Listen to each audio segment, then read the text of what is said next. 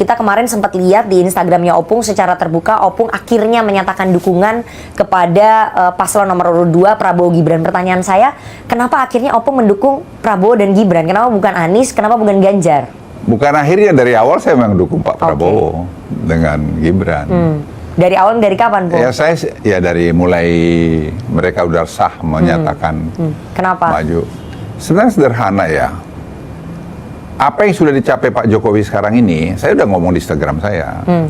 Trajectory kami 2030 itu income per kapita kita $10.000. Yeah. Kita mungkin ya 3 triliun GDP kita. Tapi kita harus tumbuh 6, sekian persen, dan itu bisa dicapai, nggak ada masalah.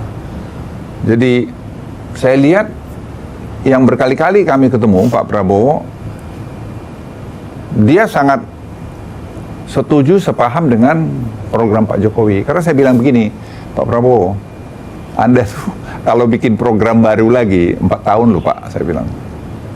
4 tahun loh, baru kita mulai jalan. Dan itu Anda kehilangan waktu. Kalau 4 tahun, nanti tahun 2028 dan 2027 udah pemilihan presiden baru lagi, udah persiapan. Anda kapan mau jadi? Nah itu yang membuat negara ini yoyo. Okay. Nah saya melihat itu, orang mungkin nggak melihat itu. Nah saya bilang enggak, saya bilang sama tim saya, kita mesti cari orang yang bisa melanjutkan program Pak, menyempurnakan dan menyempurnakan program Pak Jokowi ini. Okay. Dan itu hanya ada di seorang Prabowo Subianto. Nah, dia yang mengatakan saya, karena yang lain saya undang,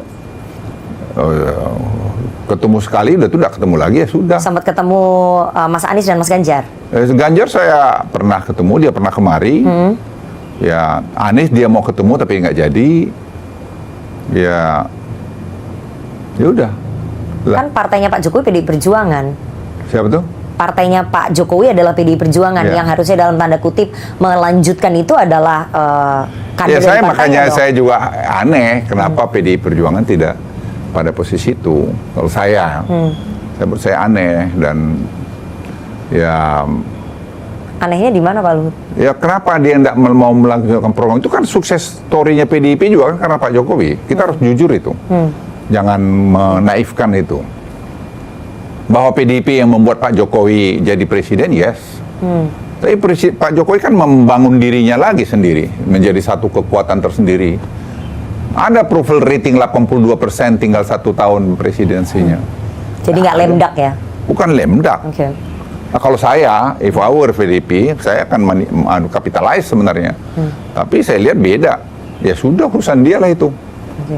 Jadi saya bilang sama teman-teman saya, ya kita usung Pak Prabowo aja. Karena menurut saya itu yang, karena kalau enggak, Nana, ini bernegara kita nyungsep lagi nih. Masuk ke nol lagi.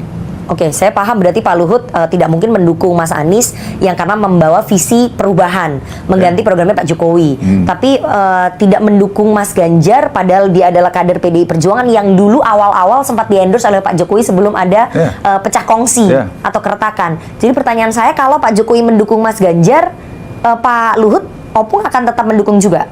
Jadi, ya kalau tadi Pak Ganjar ini membawa tadi meneruskan program-program ini, menurut saya yes, karena buat saya ngajak kebaikan Indonesia kok, saya nggak ada urusan lain.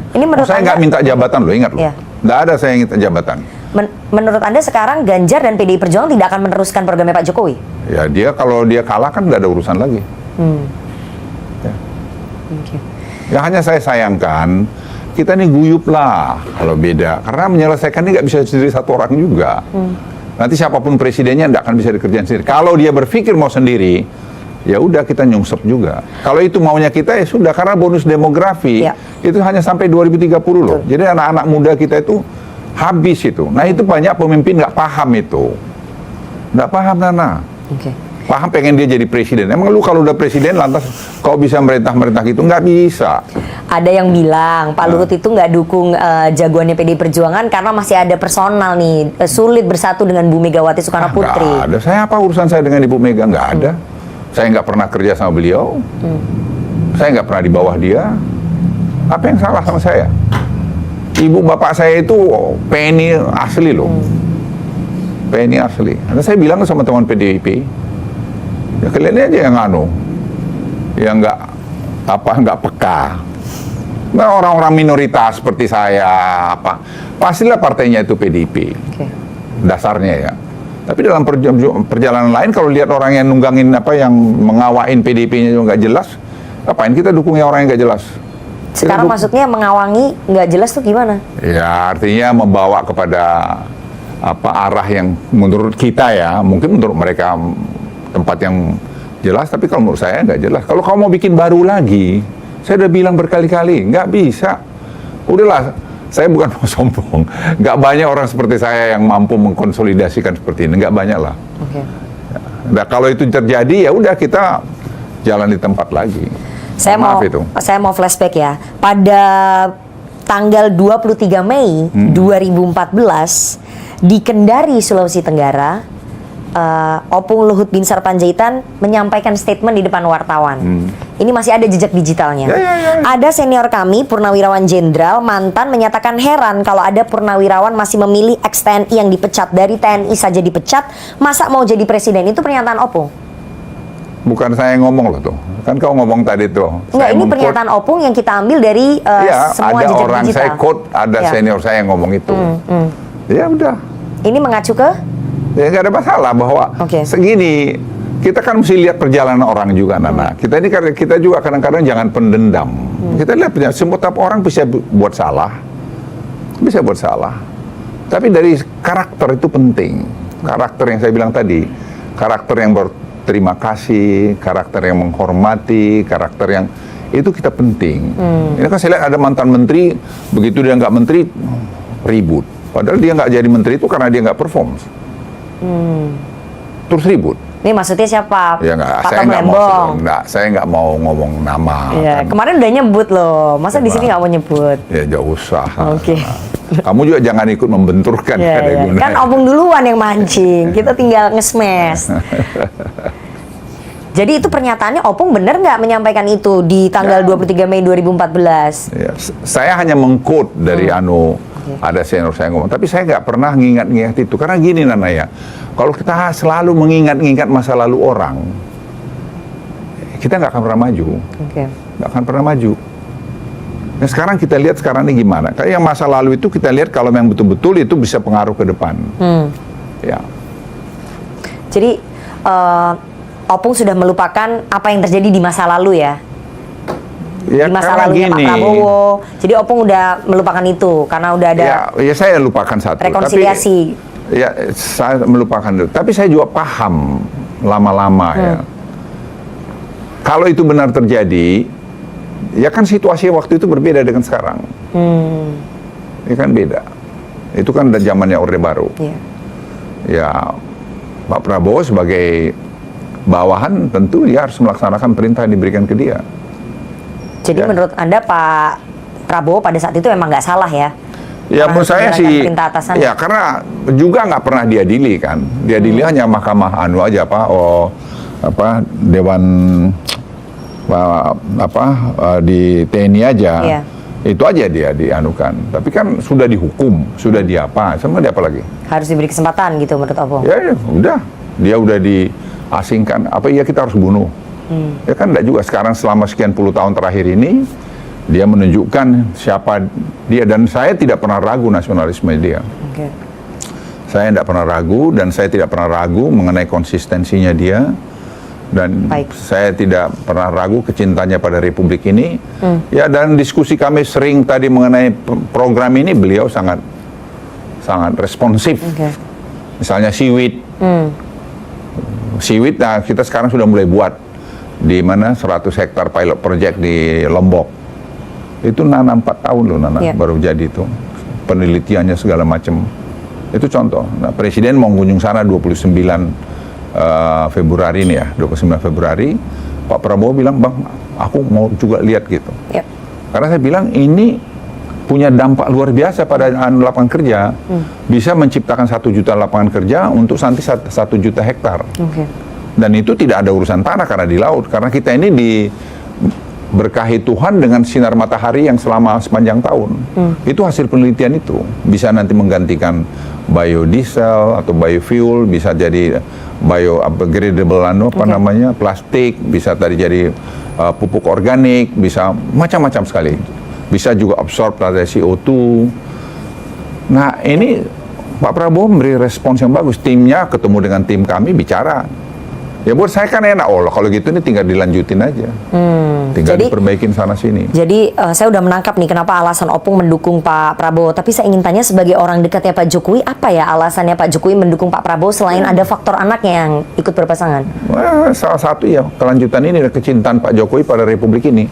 Yang bisa membuat ekonomi Indonesia tambah bagus ke depan itu ya program-program seperti yang sekarang sedang jalan. Jadi Pak Jokowi tidak bisa percaya dengan orang lain selain Pak ya, Prabowo bukan dan tidak percaya, anaknya. mereka nggak bilang dia mau melakukan itu ya gimana?